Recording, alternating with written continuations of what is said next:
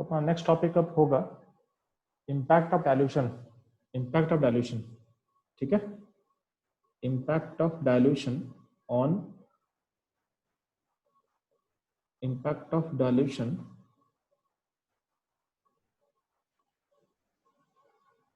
on molar conductivity। तो सबसे पहला पॉइंट है कि डाइल्यूशन का मतलब क्या होता है। ध्यान देना, यही बोलते हैं डाइल्यूशन। डाइल्यूशन का सिंपल मतलब क्या होता है बच्चे लोग? Addition of solvent. क्या होता है? एडिशन ऑफ सॉल्वेंट, ठीक है। तो अब सॉल्वेंट को ऐड करोगे तो क्या होगा सिस्टम पे? किस चीज पे? आपके सिस्टम के मोलर कंडक्टिविटी पे इंपैक्ट क्या पड़ने वाला है, तो ध्यान देना। तो आपके पास रिलेशन क्या है? आपके पास रिलेशन समझ में आना चाहिए कि आप लोग पढ़ चुके हो कि आपका लेमडा जो एम होता है, तो लेमडा एम जो होता है उसको हम क्या लिख सकते हैं? उसको के इंटू भी लिख सकते हैं। यहाँ पे समझाया हुआ है लेमडा एम इक्वल टू क्या होता है? के इंटू भी होता है, ठीक है। अब यहाँ ध्यान दोगे, जब भी आप डाइल्यूशन करते हो तो डाइल्यूशन करने से क्या होता है? डाइल्यूशन करने से आपका सॉल्वेंट इंक्रीज करता है, वॉल्यूम ऑफ सॉल्वेंट आप बढ़ाते हो। अगर सॉल्वेंट अगर ज्यादा डालोगे तो क्या होगा? आपका सॉल्यूशन का वॉल्यूम भी क्या होता है? इंक्रीज करता है। आपके सॉल्यूशन का वॉल्यूम भी क्या है? इंक्रीज करता है। अगर सॉल्यूशन का वॉल्यूम इंक्रीज करता है तो क्या होगा? कॉन्सेंट्रेशन पे इंपैक्ट क्या पड़ता है? कॉन्सेंट्रेशन डिक्रीज करता है, यानी आपका जो आयंस का नंबर है, आपका जो आयंस का नंबर है पर यूनिट वॉल्यूम, आपका जो आयंस का नंबर है पर यूनिट वॉल्यूम, वो क्या करेगा? डिक्रीज करेगा। वो क्या करेगा? डिक्रीज करेगा, ठीक है। तो कॉन्सेंट्रेशन आपका सिस्टम का डिक्रीज कर रहा है, तो आपका आयंस का नंबर, आप कॉन्सेंट्रेशन घटने का मतलब क्या है? Ions per unit volume, per unit volume क्या होगा? डिक्रीज करेगा। और आपका जो के होता है, के क्या होता है बच्चों लोग? तो हम लोग सीखे थे कि के क्या है, तो के इज द कंडक्टेंस। के is the conductance of one unit की वॉल्यूम, यानी वन यूनिट की वॉल्यूम का जो कंडक्टेंस होगा उसी को हम क्या बोले थे? कंडक्टिविटी बोले थे, उसी को हम के बोले थे। अब जो कंडक्टेंस होता है, वो कंडक्टेंस क्या होता है? आयंस के नंबर का प्रोपोर्शन होता है। तो किसी भी सॉल्यूशन का जो कंडक्टेंस होगा ये होता है proportion to number of ions, ठीक है, पर इंटू वॉल्यूम, पर इंटू वॉल्यूम। तो अगर हम डाइल्यूशन करेंगे तो अगर आयन का अगर कॉन्सेंट्रेशन घटेगा तो आयंस पर इंटू वॉल्यूम क्या होगा? डिक्रीज करेगा। जब आयंस पर इंटू वॉल्यूम जब डिक्रीज करेगा तो इसका इंपैक्ट क्या पड़ेगा? इसका इंपैक्ट पड़ेगा आपका कंडक्टेंस पर इंटू वॉल्यूम घटेगा। और जो कंडक्टेंस पर इंटू वॉल्यूम होता है उसको हम क्या क्या बोलते हैं? के बोलते हैं। अब के बोलते हैं तो क्या होगा? तो अगर आयन पर इंटू वॉल्यूम घटेगा तो आपका के क्या होगा? के भी क्या होगा? डिक्रीज करेगा। तो डाइल्यूशन से आपका क्या होता है? के घटता है। अब ध्यान देना, जो मोलर कंडक्टिविटी है लेमडा एम, यहाँ पे रिलेशन दिख रहा है लेमडा एम इक्वल टू क्या है? के इनटू वी है। तो डाइल्यूशन करने से क्या हो रहा है? के घट रहा है, लेकिन वॉल्यूम क्या होगा? वॉल्यूम बढ़ेगा, आपका वॉल्यूम बढ़ेगा। और वॉल्यूम का जो फैक्टर होता है ज्यादा डोमिनेटिंग करता है, ज्यादा डोमिनेट करता है, इसका मतलब वॉल्यूम फैक्टर डोमिनेट स्लाइटली, वो हल्का सा ज्यादा इंपैक्ट करता है। मतलब के तो घट रहा है बट वॉल्यूम बढ़ रहा है, तो दोनों दोनों एक दूसरे का क्या है? उल्टा चल रहा है। तो किस पे ज्यादा डिपेंड करेगा? तो हम बोल क्या रहे हैं कि वॉल्यूम का जो फैक्टर है वो स्लाइटली ज्यादा डोमिनेट करता है। इसका मतलब आपका मोलर कंडक्टिविटी इंक्रीज करेगा। तो हेंस मोलर कंडक्टिविटी यानी लैम्डा एम का जो बात कर रहे हैं हम लोग, लैम्डा एम का जो बात कर रहे हैं वो इंक्रीज करेगा, स्लाइटली आपका इंक्रीज करेगा।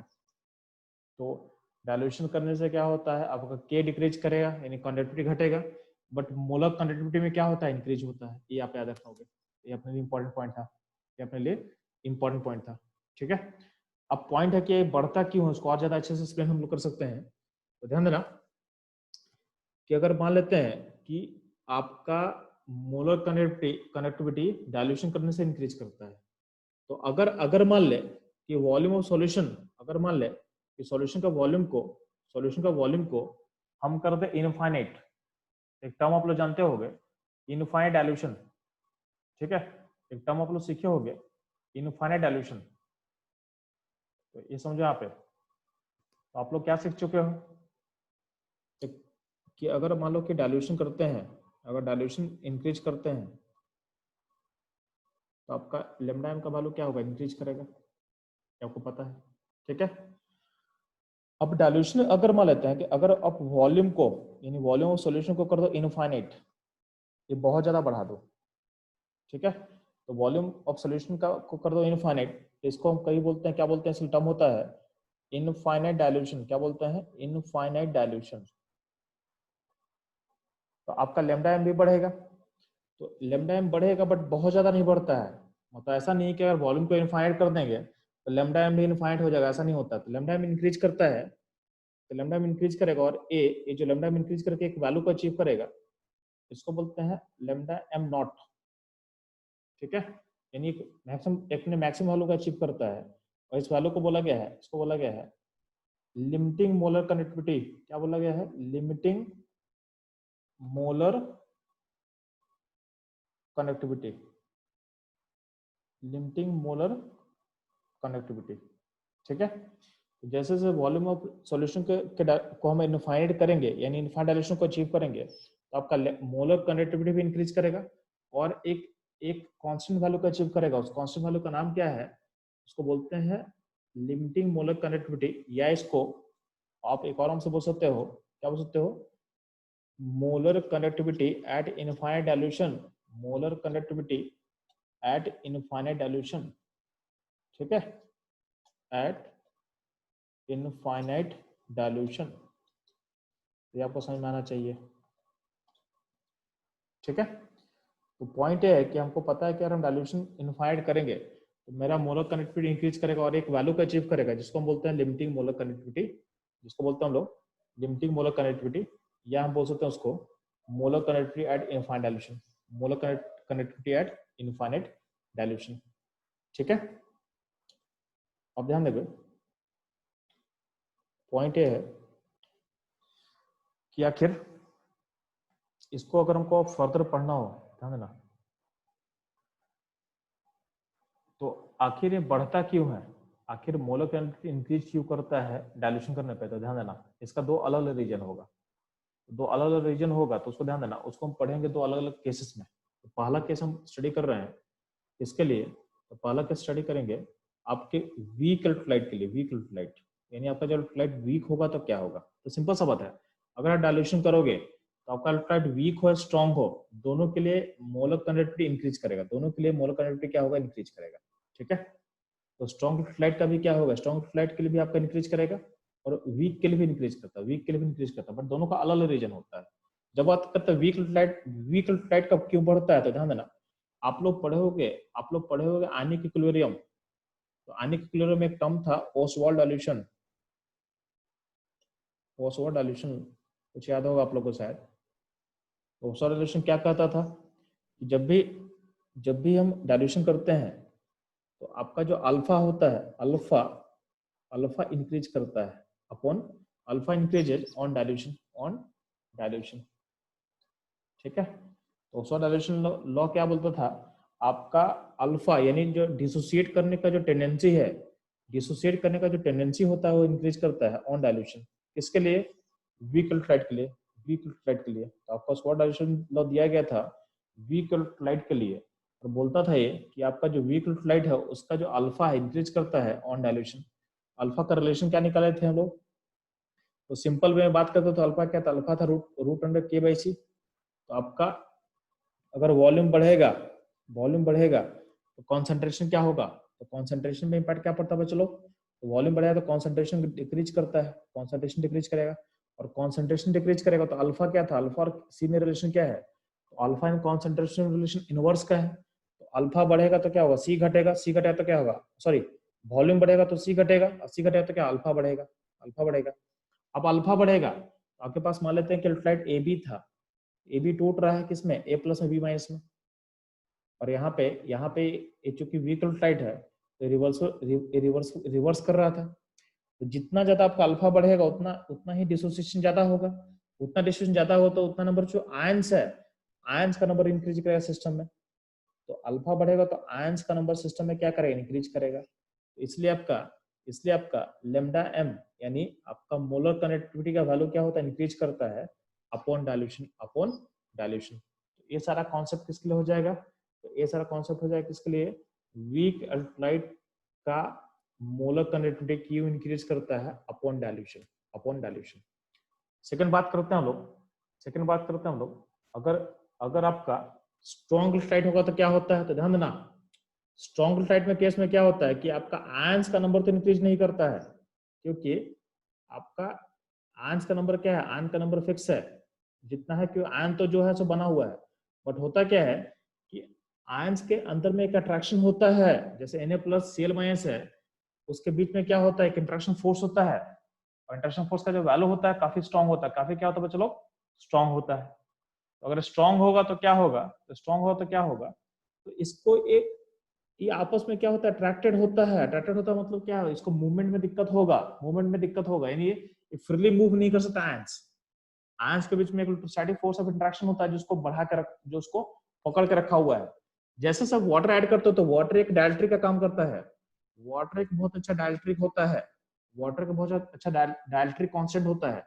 और आप लोग पढ़े होंगे फिजिक्स में कि डायल्ट्रिक आने से क्या होता है, आपका जो स्टैटिक फोर्स ऑफ इंटरेक्शन क्या होता है, डिक्रीज करता है। तो वाटर का डायल्ट्रिक कांस्टेंट 80 के आसपास होता है, ऑलमोस्ट ऐसा मैक्सिमम होता है। तो वाटर जब डालोगे आयंस के बीच में तो क्या होगा, आयंस के बीच का जो इंटरेक्शन फोर्स है वो डिक्रीज करेगा। तो आयंस के पहले मान लेते हैं कि Na और Cl में अगर फोर्स ऑफ इंटरेक्शन जो भी F था, तो वाटर के डालने से अब फोर्स क्या होगा, 80 टाइम्स घट जाएगा। 80 टाइम्स क्या होता है, डिक्रीज करता है। तो जैसे से आप वॉल्यूम अब बढ़ाओगे सॉल्वेंट का, तो आपका फोर्स ऑफ इंटरेक्शन क्या होगा, डिक्रीज करेगा। फोर्स ऑफ इंटरेक्शन डिक्रीज करेगा तो क्या होगा, आपका मूवमेंट ऑफ आयन क्या होगा, आसान हो जाएगा। हेंस अगर आयन इजीली मूव करेगा तो क्या होगा, सिस्टम का जो मोलर कनेक्टिविटी है वो भी इंक्रीज करेगा। तो ये रहेगा आपके स्ट्रॉन्ग स्लाइड पे इम्पैक्ट ऑफ डाइल्यूशन। ठीक है, तो डाइल्यूशन करने से आपका क्यू इंक्रीज करता है, मोलर कंडक्टिविटी आपको ये समझ में आना चाहिए। ठीक है, तो आप लोग को मैं फिर से समझा दे रहा हूं कि डाइल्यूशन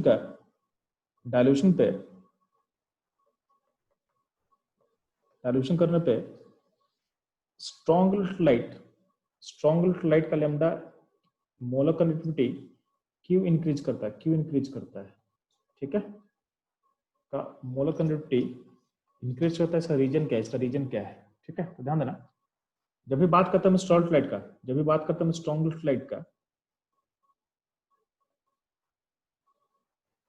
तो आप ध्यान देना, स्ट्रॉन्ग लाइट और मान लेते हैं A+B- मान लेते हैं A+B-, तो होता क्या है कि इसमें आयन का नंबर तो फिक्स है, इसमें आयन तो ऑलरेडी बना हुआ है, इसमें कोई ऐसा कुछ नहीं है कि ये ब्रेक नहीं करेगा। तो स्ट्रॉन्ग लाइट किसको बोलते हैं, फुल्ली ब्रेक कर जाएगा। तो फुल्ली ब्रेक कर जाएगा आयंस में, यानी आपके पास आयन ऑलरेडी बना हुआ है।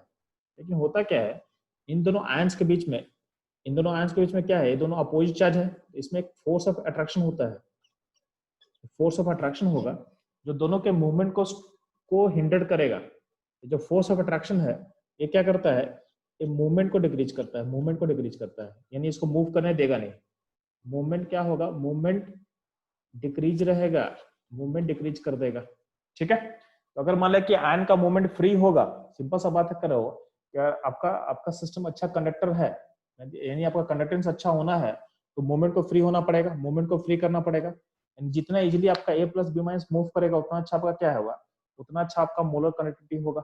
ठीक, तो अब ध्यान देना, आप लोग फिजिक्स में अगर पढ़े हो इलेक्ट्रोस्टैटिक, तो उसमें कुछ आपको ध्यान देना कि अगर मान लेते हैं कि बीच में कोई डाइलेक्ट्रिक डालते हो, तो अगर मान लेते हैं कि कोई डाइलेक्ट्रिक होता है ना, तो अगर एक डाइलेक्ट्रिक बोलते हैं किसको, तो डाइलेक्ट्रिक किसी भी सब्सटेंस को बोला गया है। तो डाइलेक्ट्रिक जो होता है, जो कि कंडक्टर नहीं होना चाहिए। ठीक है, तो डाइलेक्ट्रिक का एक अपना डाइलेक्ट्रिक कांस्टेंट होता है, अपना एक डाइलेक्ट्रिक कांस्टेंट होगा। ठीक है, डाइलेक्ट्रिक कांस्टेंट होता है। डाइलेक्ट्रिक कांस्टेंट का वैल्यू को अगर हम इससे रिप्रेजेंट कर रहे हैं किससे, एप्सिलॉन से। तो ऐसा बोला गया है कि डाइलेक्ट्रिक जो होता है आपके फोर्स के वैल्यू को घटाता है। डाइलेक्ट्रिक क्या करता है, आपका फोर्स के वैल्यू को डाइलेक्ट्रिक कांस्टेंट टाइम्स डिक्रीज कर देगा। ठीक है, तो अगर मान लेते हैं आपका वाटर का जो डाइलेक्ट्रिक कांस्टेंट होता है, वो होता है 80 के आसपास। क्या होता है, 80 के आसपास। ठीक है, तो डाइलेक्ट्रिक कांस्टेंट ऑफ वाटर क्या होता है, 80 होता है।